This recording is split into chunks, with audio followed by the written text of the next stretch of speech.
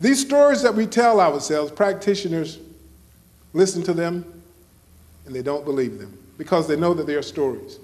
And a story is just there to be told. And some of us have a lot of stories. A lot of stories. I remember when I first started this teaching, and the first practitioners I went through, and I'm telling them my story, and they would get tired of listening to my story. And then they try to cut in. I said, no, but you haven't heard this. And I tell them one story, they want to stop, and they want to start doing treatment. And I said, oh, no, I got more to tell. And I would get angry if they didn't listen to my story. I was like a talking radio. I had all kinds of stories. But I know that you can relate to that. But the stories don't mean a thing, do they? I look back at those stories that I had that I gave so much power to don't mean a thing. I was living a life of quiet desperation. I think Thoreau said that. Yeah, quiet desperation. And I was believing my own stories. And I tell you what, that's not difficult to do. Because we have built grooves up in our subconscious mind that just keep running those stories over and over and over again. It's like a record. You guys can remember those vinyl records, just to get stuck, and your song keep playing it over and over again.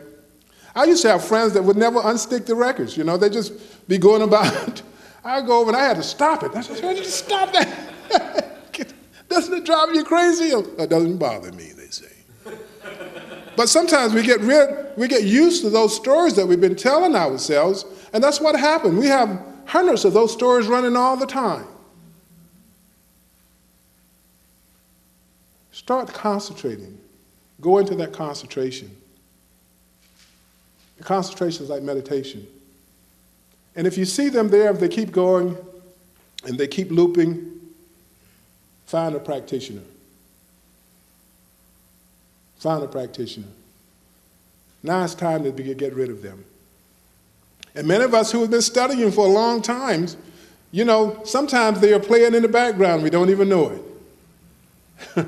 We've been studying for a long time, and they're still there, and you've been saying, wow, I thought I dealt with you a long time ago.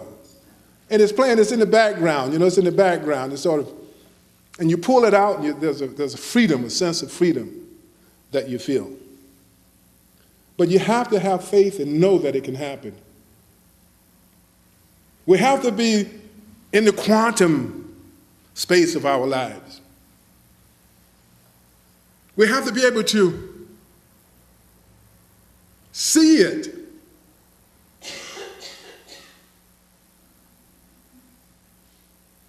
We have to be able to believe it first. Believe and know it's there. See it in our mind and believe and know it's there. And watch it happen. That's the quantum. It said when you believe it, you will see it. When you believe it, you will see it. When you turn to it and believe it, you will see it. Build it, they will come. Paul tells us in his letter to the Hebrews about having faith. He says faith is the substance of things unseen and the evidence of things unseen. They just have faith that it'll be, but it's unseen. That's quantum physics, isn't it? That I just know it. I got to have this conviction.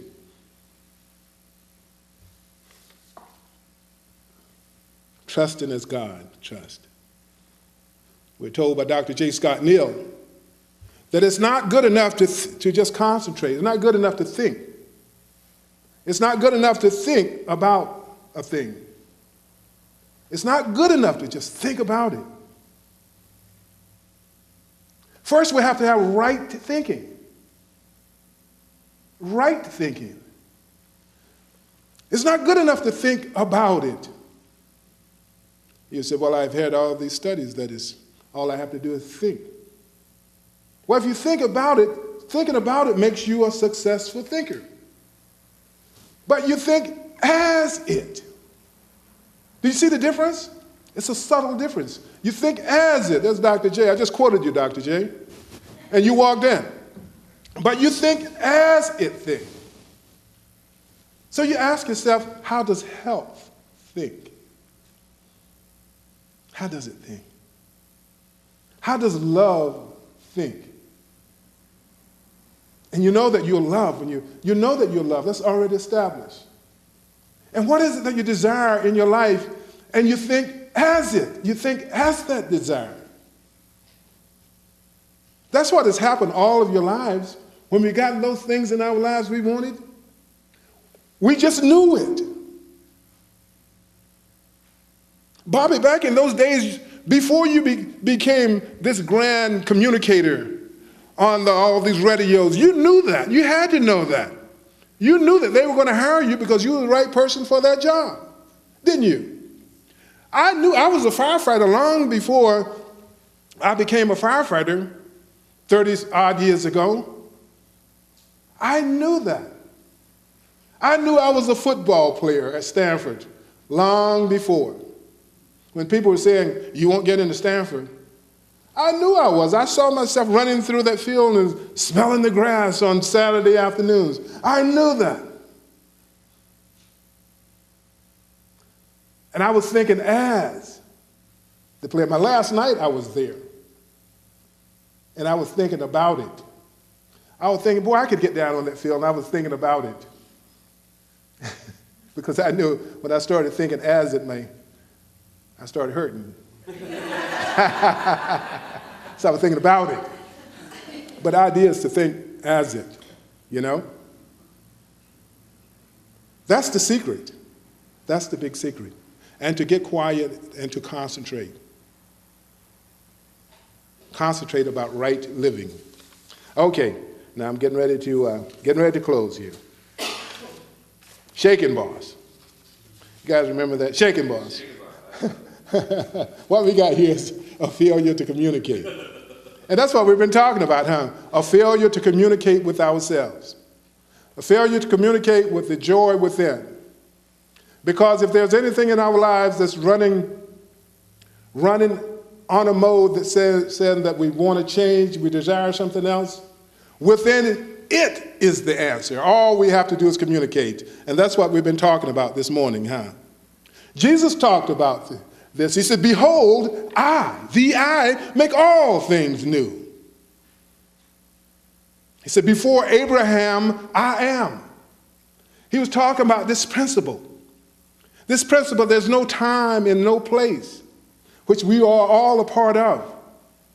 And just how powerful we are in that. Yeah. The eternal principle of life, and it's centered in each and every one of us. It's centered in me, and it is the eternal self. It's just who we are. You're great. You're greater than you think you are. Pull the head to the heart in this small journey, and let that be your way. And so it is.